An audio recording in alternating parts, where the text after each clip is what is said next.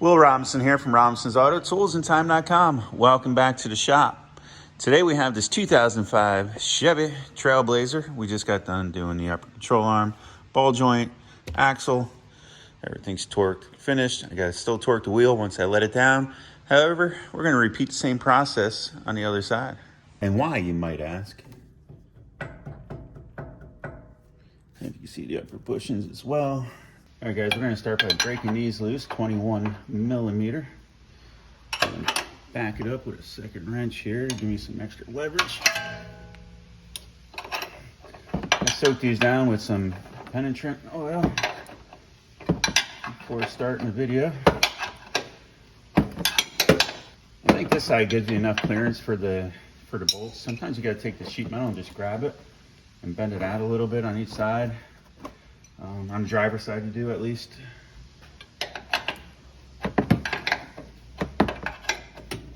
Break this one loose right away as well.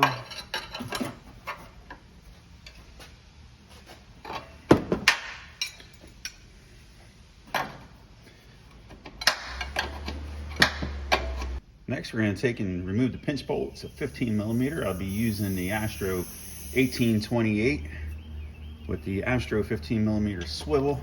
These ones I did pay for, so not just promoting them.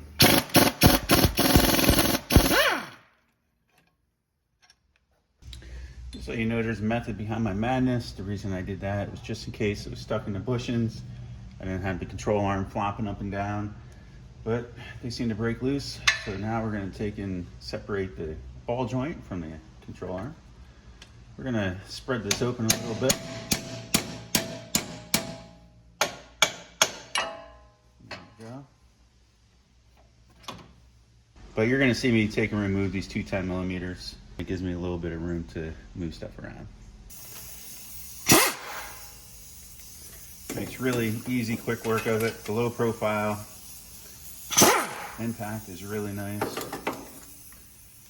The air leaking isn't the impact, that's my quick connect that I need to replace. Next, as you can see, everything's free from the bushing, so I'm going to take and run these out the rest of the way. They do get a little bit of rust buildup on this inner portion, so I do recommend spraying that down. That way, once it hits that section, some lubrication is in there, and we'll take it from there. All right, just for confirmation, unlike the other side, this bolt came all the way out. I didn't have to bend anything.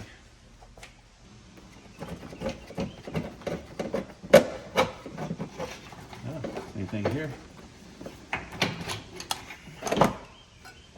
Abracadabra. I'm gonna take and get this started. Perfect. Sometimes you gotta start this one side. If you want to put a little bit of blue removable Loctite, it's not a bad idea. Get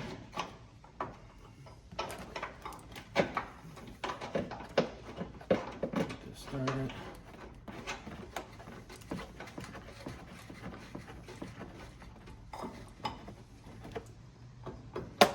Same thing on this side.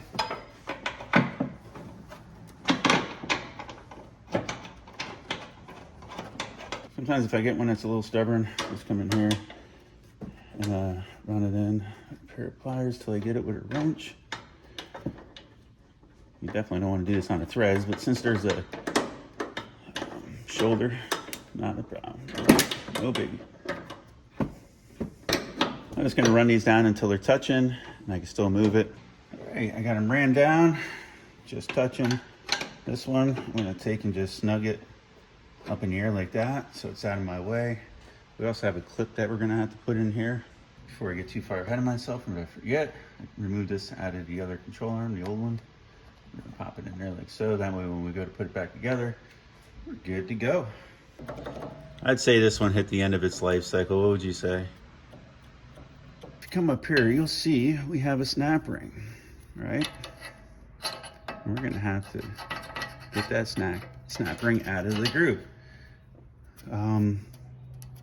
Usually there's a spot where you can put a set of pliers, snap ring pliers. I'm not seeing it on this side. What I'm gonna do is give her a couple taps, break her loose, see if anything comes available. And I'm not seeing that type of clip here on this. So I'll show you how we're gonna proceed. I'll try not to have a bear. I know these are not made to use this way, but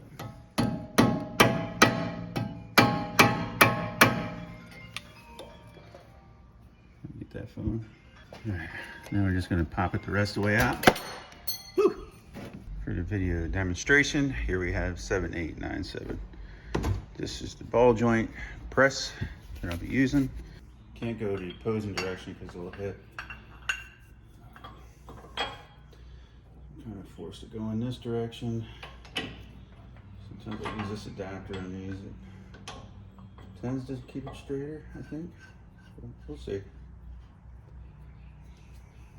All right, let's try this out.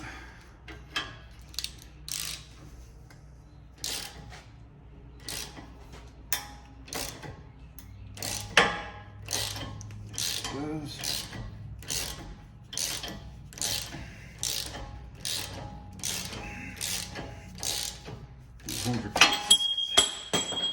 Drop it so. All right, I'll clean that up. Put the new ball joint in. I'm going to use the same Astro pneumatic ball joint press with a different tool. This was not sent to me. This one I did purchase out of my own money because they have sent me tools in the past, and I truly am a fan of their tools. This boot on these usually fits up through. Yeah, it'll fit up through on this one as well. So they could be a bear putting back on. You could tear them, whatnot. You could bend them.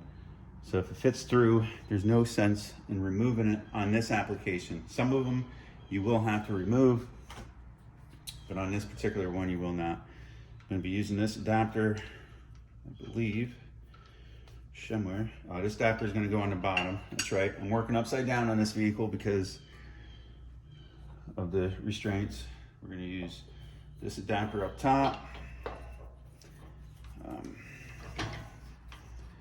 The ball joint is going to go up and through. You'll see here shortly. It's going to be like magic.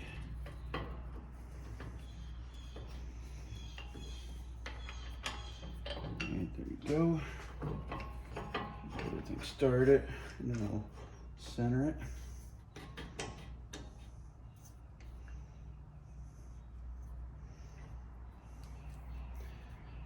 Make sure everything looks good, and it all looks good. I'm going to take and start pressing it. Make sure she looks straight. She does. Pretty rigid press, so I'd be surprised if it wasn't straight.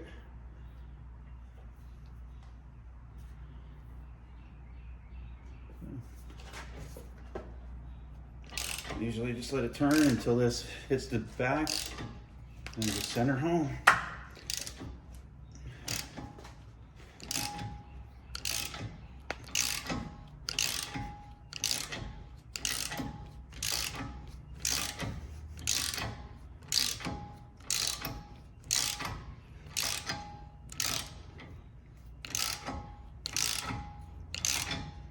You'll feel it bottom out. I'll loosen it up. All right, there you have it. As you see, everything flush mount. We can see our groove here where the snap ring is gonna go. I'm gonna actually use my snap ring pliers in the way they were designed to use.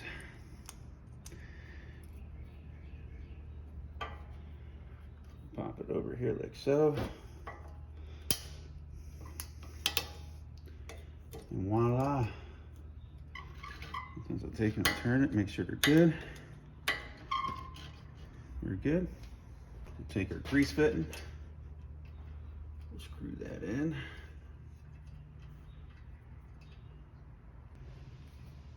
Right about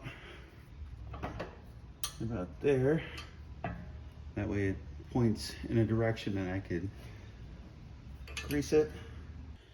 All right, guys, now that I have the new ball joint and I replaced the axle, now that that's done, I can take and put together the upper ball joint. We're just gonna line that up. There we go. All right, a new bolt.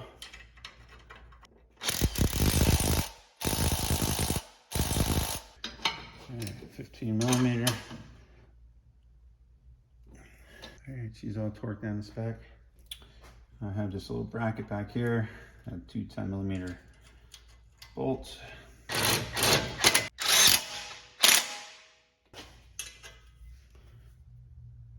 All right, that's good. Taking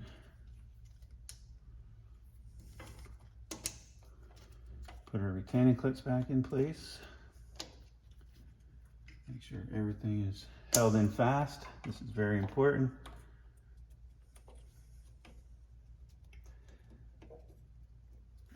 That's essentially it. Now we're going to take and fill this with some grease, maybe snug it down a little bit more up top. Always make sure the tip is clean.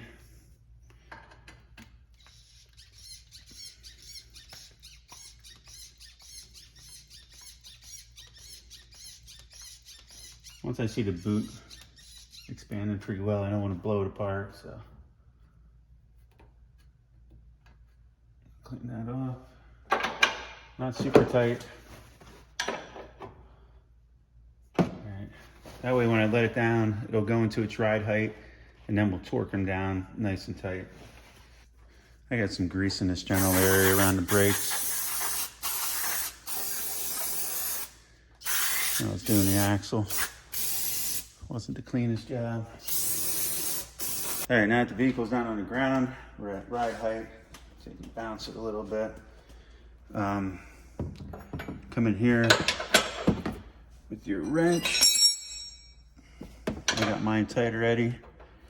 But what I tend to do is get her nice and tight, and then I'll take a second wrench, like you see me do in previous videos, piggyback it here, and get it as tight as possible. I'll give you the torque spec for it, but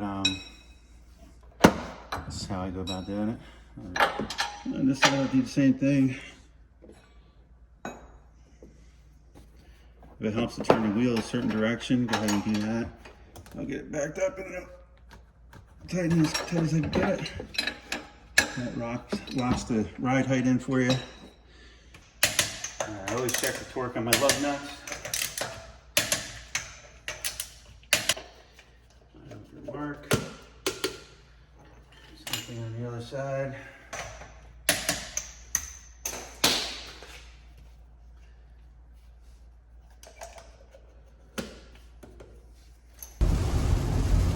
All right, guys, so far so good. Everything feels great. No more knocking and banging and carrying on. So I'd call this one a fix. I'll just go back to the shop, make sure I have no seals leaking on the axles or whatnot since I was in there. All good things must come to an end. With that being said, we're going to wrap this one up. Car feels good. It drives straight. No more clunking, no more banging. If you like this content, please consider subscribing. Ring that bell to be notified of future videos. Leave a comment in the comment section below. I always enjoy reading your feedback. Until next time, stay tuned.